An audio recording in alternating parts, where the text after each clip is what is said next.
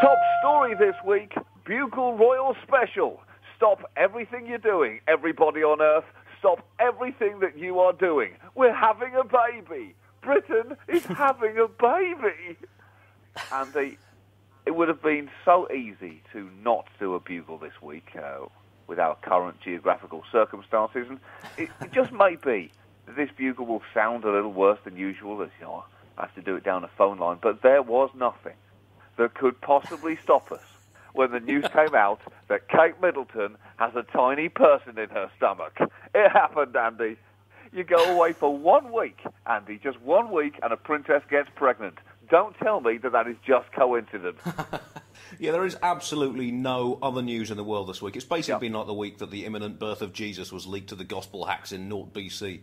And I cannot believe, John, that I have been 4,944 miles away from home on the greatest day in the history of the British nation since the invention of the sandwich. Yeah. What a day when all the nation's problems and all the cares of the world melted away at the news of the miracle child, the magic tot, who will surely bring a new Eden to all remaining corners of our glorious empire, albeit that the only bits left of that empire are the Falkland Islands, Gibraltar, Membry service station on the M4 motorway, at least since we wrested control back from the Mexicans in a bloodthirsty guerrilla raid, and, of course, England. But these are great days, John. Great days. How's America reacted? Well, you know, I mean, as far as I can see down there, Spider-Man has started punching the air, Andy, and he looks happier. So the magic child is already working its little magic. I mean, the fact is, it's all over the news here as well, because nothing else has happened this week. Or if it has, it frankly doesn't matter. Because Kate Middleton is the proud owner of some fertilised eggs. She will now, as is tradition, curl up in a nest, and Pippa Middleton will sit on her for the next 7 months to assist the incubation, occasionally giving her food by regurgitating it into her mouth. The royal family have some strange but deeply rooted traditions, Andy, as we both know. The news came out when it emerged that Kate Middleton had been admitted to hospital earlier in the week, suffering from acute morning sickness. Seconds later, all the major news agencies were pulling their journalists from Cairo, Damascus, and Afghanistan to send them to stand outside a hospital for no discernible reason whatsoever, shouting at any doctor who walks past, "Where's the baby? We demand to see the baby. Release the baby right now." As shaken doctors attempted to point out that the baby would not be born for at least another 6 months, the journalist finally snapped, screaming, "Why the cover-up? Release the baby right now. This is a conspiracy. She's going to try and smuggle that tot out inside her womb." The initial scans have shown a small fetus with a full crown on its head, so it is a genuine royal baby. And what is most amazing, John, so soon after all the fuss about the topless pictures of Kate Middleton in European magazines, a micro-king will soon be chowing down on those self-same sainted royal waplets that cause such an unclothed stir when photographed, unmistakably protubrating from her ladyship's otherwise unblemished torso. It just shows how quickly fortunes can change. The hysteria was so intense that when Kate was finally released from hospital just yesterday, I was half expecting to see hordes of paparazzi with X-ray machines and ultrasound equipment tackling her to the floor and rubbing gel on her stomach to try and get the first picture of the unborn golden child. I don't think I've ever felt so sorry for a baby before it's even been born, Andy. If I was that child, I would try and string this pregnancy out for as long as possible, because as soon as it sets foot outside that womb, it is stepping into a Category 5 shitstorm. And to mark the momentous moment, if indeed a moment can be momentous, but in this case that now seems even doubly momentous, there will be special giant pewter casts of the Duchess's royal thoraciclets, enormous breast-shaped public sculptures filled with milk from the royal herd of cows, including her royal Countess Ermintrude, the Dowager Lady Cow Buttercup, and the Duchess of Malmesbury, at whose giant pewter teats the public will be entitled to suckle for 12 months after the royal birth. The birth which will secure British independence for at least another 1,000 years will also be marked in the following ways. All babies born on the same day will have their happy coincidence marked with a free tattoo of Kate Middleton's face on their little faces, free of charge, paid for by proceeds from Prince Charles's biscuit cartel. To show support for the Holy Princess, all British women of childbearing age will be forced to walk around with increasingly large cushions shoved up their tops and jumpers for the next 6 months, and to ceremonially vomit in sympathy every morning, Plus, they will have to eat weird meals and snacks that the Duchess might be craving, such as gherkin and marmalade roulade, squid-flavoured ice cream with locust eggs sprinkled on top, and cottage pie made with a real cottage, crunchy but homely. And also, all babies born within a week either side of the royal baby will be quarantined on the Sandringham estate for 18 years to make sure none of the royal sperminants escape during the osmosing process and impregnable an ordinary human British woman, which could cause a disputed succession just like in the 18th century. This poor rich baby, Andy, has no idea what it has got in store for it. I really wouldn't be surprised if the first scan showed an image of the baby with its head in its hands. It's not kicking, it's slamming its head into the womb in frustration. This really has been a spectacularly invasive week of turbo overreaction from Britain.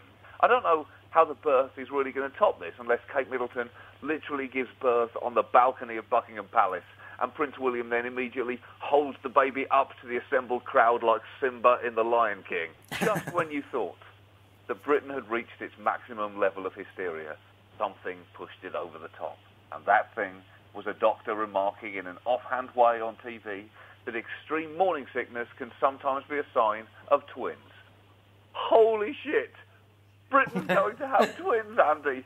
I know that we don't know that for sure. In fact, technically we don't know that at all. But we're all expecting twins now, so anything less than her popping out two babies in quick succession is going to be a huge disappointment. And if it is twins, which it definitely will be, if Princess Kate gives a shit about this country, then it's going to throw up an interesting quandary regarding succession. Because the gender bias of prioritising male heirs has now been overturned, meaning that whichever baby comes out first is the direct heir to the throne. In the event of a C-section, it will of course be up to the doctor who comes out first. So at that point, as is tradition, once more the doctor will be blindfolded and spun around several times. Wherever the birth does eventually take place and the ermine-lined womb finally produces its hallowed produce, it will be broadcast on giant TV screens in all public parks and town squares throughout the empire, with the Duchess's agonised screams drowned out by the dulcet singing of King's College Choir. Although, personally, John, I think this is a great opportunity for one of the great pranks of all time, for Kate Middleton to emerge from hospital with a little cuddly toy saying to the press corps, "Not even pregnant. Ah, you should see the look on your faces." So how then was this royal baby conceived? As John suggested, these things go back in tradition for hundreds, if not thousands of years. We all know, of course, that these glorious royal blessings do not happen in the conventional way that us mere mortals have to put up with, the grubby intercostal frubblings of a Prongle and a Mademoisette. No, royal babies are produced in a far more dignified manner, as you would very much expect. Prince William is, of course, the current proud bearer of the Majesticals, the royal nads, the original Crowell jewels, the nutlets handed down from generation to generation since Henry V captured them on the battlefield of Agincourt in 1415. William took the Majesticals in their velveteen presentational scrotilium to the crypt in Westminster Abbey, where they were warmed to optimum fertilisation temperature on the royal embers that had been kept aflame for just this purpose ever since the still smouldering Virgin Joan of Arc was brought back from Rouen to help the then King Henry VI conceive. The Majesticals were then transported in a donkey-drawn carriage, still attached to the prince by locks of hair from the mane of the unicorn Henry VIII rode at his coronation, to the Embryonis vault in Windsor Castle, where the Lord Royal Grenadier extracted the royal spermament. The spermament was then, in accordance with tradition, placed in a George Foreman grill given to the Queen by the former world heavyweight champion last year to replace the defunct previous royal skillet, which had been the receptacle for all royal concepciones since the early 17th century. Experts say it never really recovered from being used on a weekly basis by all of Charles II's mistresses. The grill was plugged in and set to a low heat setting. The Duchess, meanwhile, held the ceremonial womb of Wessex behind a screen, whereupon the Archbishop of Canterbury sang the ancient madrigal touch me, I want to feel your body, covered of course in a 1980s style by Her Excellency Samantha Fox, the Countess of Nantwich. The now fully ready spermament duly osmosed through the screen into the womb, which the Duchess then roosted on like a chicken for 40 days and 40 nights to ensure a successful royal babification. That, John, is how the future of our nation was secured. All we have to do now is wait. Well, and I think that Kate Middleton should play that, everything you just said, through headphones and place them on her stomach, so the child can be soothed with that level of wave upon wave of bullshit. The impact of the royal baby has, of course, been felt around the world. Here in India, the government passed legislation allowing Western supermarkets to march into Indian cities in a tribute to their former royal family, involving encouraging a more acceptable form of commercial imperialism. Furthermore, also in India, I went to a restaurant last night, John, with an Indian friend, and we ordered something called a kiri kebab that the waiter had told us was from a cow. So we both assumed it was just some standard bit of beef. I ate it. It was absolutely, unremittingly disgusting. My Indian friend then received a text message from his own Indian friend letting him know that kiri kebab is in fact udder. That's right, John. I unwittingly ate a cow's wap just days after it became public that there will soon be a British prince or princess suckling on a human wap back home. That cannot be put down to coincidence, John. Oh, my God. Well, you can't uneat that, Andy. That is something that's happened now. I cannot uneat that udder, which I believe was a song by Perry Como in the 1950s. Apparently, one of the side effects of this extreme nausea is constant heavy retching. And I'm sure that Kate Middleton delivered a very ladylike retching. Anyway, Andy, an extremely dainty retching, like the retching of a fluttering butterfly. And when she left the hospital yesterday, she nodded when asked by reporters if she was feeling better, although it must have been very tempting to nod and then flip an elegant bird in a majestic single-digit royal salute. The BBC royal correspondent, Louisa Baldini, said the Duchess seemed tentative and less energetic than usual. Well, of course she was less energetic. She's just been throwing up the contents of her stomach for the last 96 hours. You'd be less energetic too if you'd just gone on a high-profile 4-day vomiting spree, only to be welcomed across the finish line by the entire world's media. You moron. Take that, Baldini, and then go and get a proper job. So, what does the future greatest baby in the history of the universe have to look forward to? Well, he, she, or it will be third in line to the throne and will be hounded tirelessly by the dregs of journalism from their first breath to their last. And the whole world is not wasting any time in getting excited. From my window, actually, right now, Andy, I think I can see someone dressed up as the fetus on Hollywood Boulevard and is taking photos with tourists. In perhaps the craziest move in a cornucopia of creepiness, a forensic artist has even engineered images of the yet-to-be-born child with projected likenesses for both a 3-year-old boy and a 3-year-old girl. And I've seen them both, Andy, and to be honest, they both look like Michael Jackson. I don't know what that means. Yeah, I mean, there are tough times ahead, of course, for the Celembrio, but it has, as I said, inspired amazing things around the world. Former Italian Prime Minister Silvio Berlusconi has given indications that he will run for office again next year. Now, John, this just shows the wondrous inspiration Kate Middleton and her divine womb have had on the world, John. She's shown that anything is possible. If she can bear a child, just like ordinary mortal women, then truly we can all do anything. And Berlusconi has seen this, and he's thought two things. One, if she can do that, I can run for office again, despite having been convicted of various crimes. And two, Kate Middleton, oh yeah, I got a better chance if I'm back in politics. The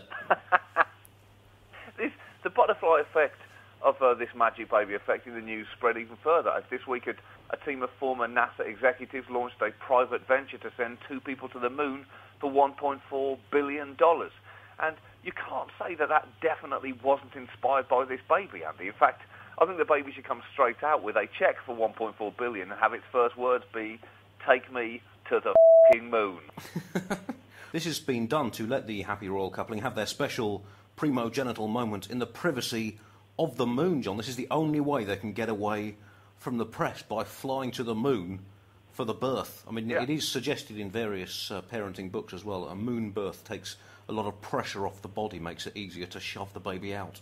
But one thing is clear, Andy, and that is that this child is going to have a lot on its golden shoulders, as its birth very well could save the economy in Britain. The Centre for Retail Research said that in 2011, £199 million was spent on royal wedding souvenirs, and that a baby could prove almost, if not more, popular. In fact, less than 24 hours after the pregnancy was announced, a Staffordshire pottery firm said it was already starting work on a commemorative mug. which is pretty impressive when the baby currently resembles a kind of blurry tadpole. And the firm, this pottery firm, started producing blue, red and white mugs, which apparently just say, a royal baby in 2013. And they started doing that on Tuesday morning. And they're also releasing some companion mugs saying, who gives a shit about Syria? And on the other side, it's royal baby time. She went on to say, the owner of this firm said, people want family heirlooms, and I'm sure there's also a massive export market, particularly in America. See, America? Supply and demand. You want our pottery shit? We will give you our pottery shit. Finally, Andy, the final Magic Baby influence story was that apparently coffee chain Starbucks agreed to pay more UK corporation tax. And, I mean, there's only one reason why they would all of a sudden do that, Andy. They fear the baby. They fear that baby exacting its special kind of tiny justice. And they backed the down before that baby took them the out.